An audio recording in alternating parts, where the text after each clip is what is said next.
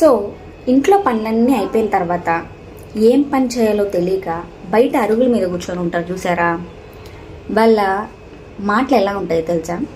వాళ్ళమ్మ ఎవరితో తిరుగుతుంది, వీళ్ళబ్బాయి ఎవరితో తిరుగుతున్నారు, లేదా ఈరోజు వాళ్ళు ఎక్కడికి వెళ్ళారు, వాళ్ళు ఏదైనా కొత్త వస్తువు ఏమైనా తెచ్చుకున్నారా, వాళ్ళకి అంత డబ్బు ఎక్కడి నుంచి వచ్చింది, ఎంతసేపు అవతల మీద పడే ఏడుస్తుంటారనమాట.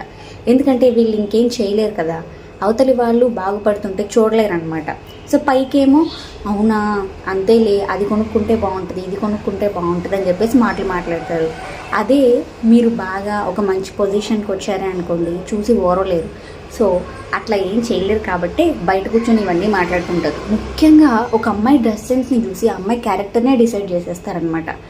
సో అలాంటి వాళ్ళని పెద్ద పెద్ద జడ్జిలని తీసేసి వీళ్ళని కూర్చోబెట్టారు అక్కడ.